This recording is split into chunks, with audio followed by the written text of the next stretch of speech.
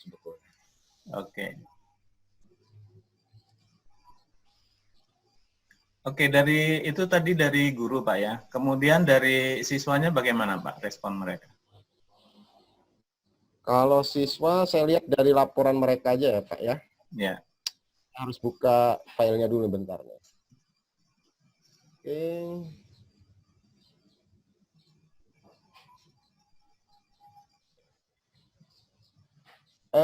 Terbaca dari hasil laporan teman-teman guru itu yang paling dominan justru hasilnya kurang ya. Hanya hasilnya kurang itu kan berarti ada kendala. Jadi kalau saya tidak bisa mengambil langsung ke siswa, tapi teman-teman guru melaporkan bahwa ya kendalanya klasik sebetulnya. Cuman saya punya strategi mendorong kepala sekolah untuk mencairkan dana BOS membeli kuota gitu. Tapi juga dari sekian banyak juga sulit sekali ya untuk membelikan kuota, kemudian mengganti kuota guru dan sebagainya dan sebagainya. Laporan mereka ya hampir sedikit yang menggunakan itu. Padahal itu sudah ada regulasi ya dari Mas Menteri sendiri untuk semacam melonggarkan penggunaan itu ya, menggunakan dana. Ada edaran terbaru ada. Iya. Oke. Dalam fenomena keseharian kita sering melihat anak-anak memegang gadget Pak ya. Tetapi ketika mereka diminta untuk partisipasi di pembelajaran, sepertinya kurang atau bagaimana itu? Kayaknya kurang loh Mas Ben ini. Kita nggak tahu sih ya apa mungkin yang dimaksud BDR yang diinginkan oleh Pak Menteri kan sebetulnya BDR yang memang didesain oleh guru, kemudian bukan tugas sebetulnya, bukan hanya tugas gitu. Dan kebanyakan gurunya larinya ke tugas, hanya tugas, sehingga muridnya juga agak kesulitan. Oke.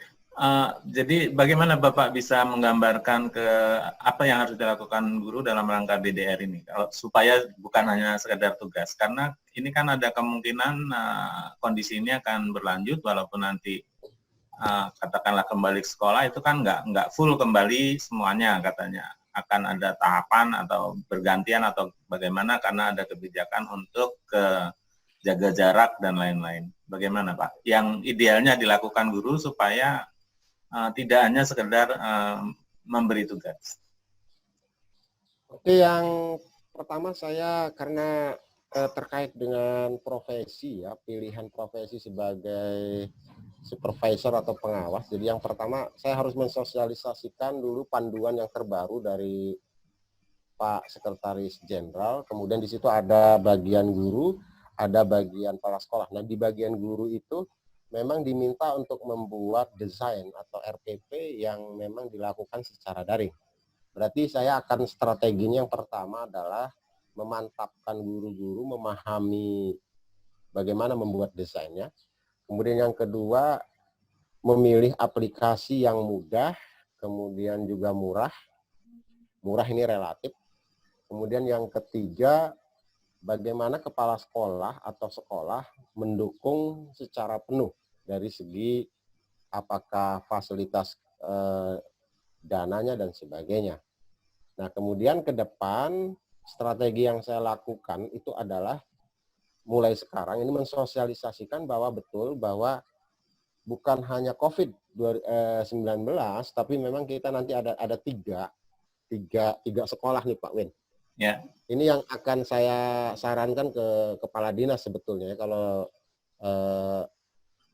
setelah Lebaran mungkin rapat koordinasi. Yang pertama adalah sekolah yang memang bisa daring full seperti sekolah-sekolah di kota.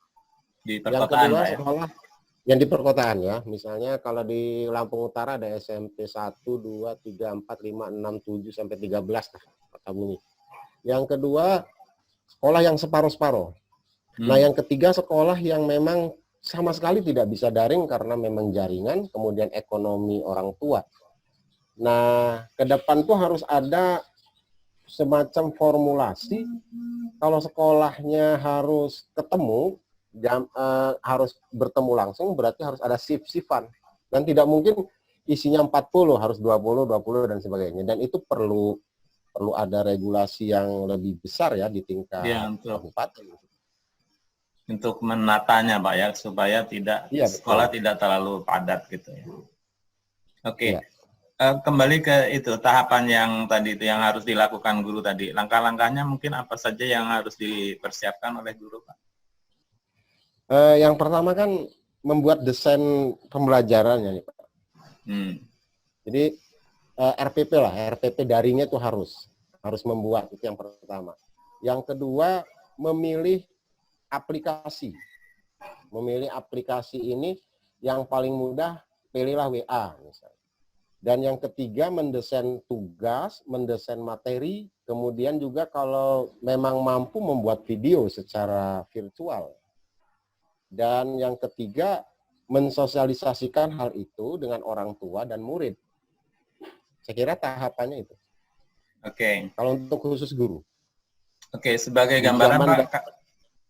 Oke Bapak, sebagai gambaran kami kemarin menyelenggarakan semacam pesantren online Ramadan. Nah, itu yang kami lakukan adalah merekrut karena dilaksanakan 20 hari. Itu kami merekrut 20 sekian guru, kemudian mereka membuat video sesuai dengan topik yang ditentukan. Kemudian video yang sudah mereka buat itu kami diupload oleh tim ya. Kemudian di-share ke siswa. Kemudian siswa mengikuti video itu, setelah itu ada semacam feedback yang diberikan melalui Google Form. Jadi bagaimana menurut Bapak? Apakah itu sudah mewakili atau perlu ada tambahan yang lainnya? Nah, itu yang saya maksud itu Pak Win ya. Jadi kan ketika si guru itu membuat video kan diawali dengan skenario tuh ya. Nah, ketika skenario sudah jadi, kemudian membuat video, berarti kan sekitar 10-15 menit lah. Kita hitung juga kuota siswanya agar mampu untuk mengcover sekitar 3 atau 4 video dalam waktu 1 minggu misalnya. Nah, saya yakin itu cara begitu bisa diterapkan di tempat lain tuh Pak Win. Jadi yang pertama, menurut saya harus memang membuat skenario atau tujuan dari tim lah, misalnya tujuan sanlat, mata sanlatnya, materinya apa, kan sudah kita share, kemudian tujuannya apa, kemudian membuat video, mungkin videonya masih sederhana, artinya gurunya saja yang berbicara, kemudian feedback dari muridnya. Nah, soal penilaiannya bagaimana tuh Pak Win? Jadi mereka kan menonton video, kemudian diikuti dengan Google Form. Dari Google Form tadi itu menuntut seperti jurnal kegiatan yang dilampiri oleh apakah rekaman suara ataukah rekaman video dan atau foto-foto kegiatan. Misalnya itu terbagi menjadi 3. Yang pertama itu adalah kegiatan tadarus. Nah, untuk tadarus ini feedbacknya berupa rekaman suara atau rekaman video. Kemudian hafalan juga begitu. Kemudian doa-doa pendek juga seperti itu. Jadi ada rekaman suara atau rekaman video. Kemudian yang ketiga itu adalah kegiatan selama di rumah. Misalnya dia mengatakan mengikuti tausiah di channel TVRI, nah dia akan menyebutkan judulnya, penyajinya siapa, kemudian ada foto selfie dia di depan TV, atau kalau dia menggunakan gadget itu akan screenshot gitu. Seperti itu Bapak. Nah, tahap awal kami mengidentifikasi partisipasi. Yang pertama kita lihat adalah partisipasi. Jadi misalnya dari 32 orang itu berapa orang yang mampu mengikuti itu. Nah, bagi yang tidak mampu itu tadi tentu saja diturunkan tuntutannya diturunkan. Misalnya dia membuat rangkuman atau apa. Karena seperti Bapak ketahui tadi bahwa tidak semua siswa memiliki akses. Memang dia punya HP, tapi kuotanya nggak ada seperti itu. Jadi seperti itu Bapak di kami. Oke, bisa diinfokan size-nya itu berapa ya, Pak? Paling besar berapa? Berapa mega? Untuk apanya? Yang laporan anak-anak. Oh, itu bervariasi. Jadi kami menyediakan Google Drive. Itu saya sampai harus membuat 3 akun karena kalau toh mau saya download juga kan satu Google Drive itu 15 giga. Nah, itu kan perlu space hard disk yang lumayan. Jadi ya solusinya begitu udah ada warning dari Google misalnya your drive is full, terus dia nawarin suruh beli. Ya. Iya kan? Buy storage dia bilang kan. Jadi kami membuat akun baru lagi gitu. Jadi saya selama kegiatan ini sudah membuat sekitar 4 akun. Waduh, 60 giga ya? Ya, 60 giga. Karena itu tadi juga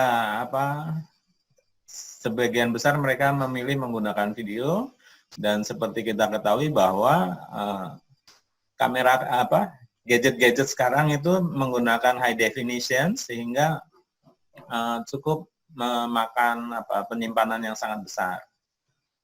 Tapi ada juga yang misalnya sebelum dia upload dia kirim ke WA entah orang tuanya entah siapa sehingga kan itu ukuran filenya tereduksi tuh. Baru dia-upload ke Drive gitu. Jadi lebih ringkas. Seperti itu, Bapak. Tapi nggak ada problem ya, Pak ya? Nggak ada problem yang kalau muridnya nggak ada problem teknis ya, Pak ya? Ya, sebenarnya kalau kita lihat keseharian, mereka itu kan selama ini memang ke sekolah itu membawa HP. Hanya saja selama ini terus terang di sekolah itu belum mengakomodir pembelajaran yang menggunakan HP gitu loh. Jadi kami juga sebenarnya hanya beberapa guru yang sengaja mengizinkan siswanya untuk menggunakan HP. Tapi secara keseluruhan itu kebijakannya itu dilarang gitu. Maka ketika kondisi seperti ini, tadinya HP dilarang kok tiba-tiba mereka harus menggunakan. Jadi ketika ada yang misalnya tidak atau belum melakukannya secara maksimal ya kami maklum, kecuali memang di sekolah secara berkala sudah menggunakan HP untuk pembelajaran.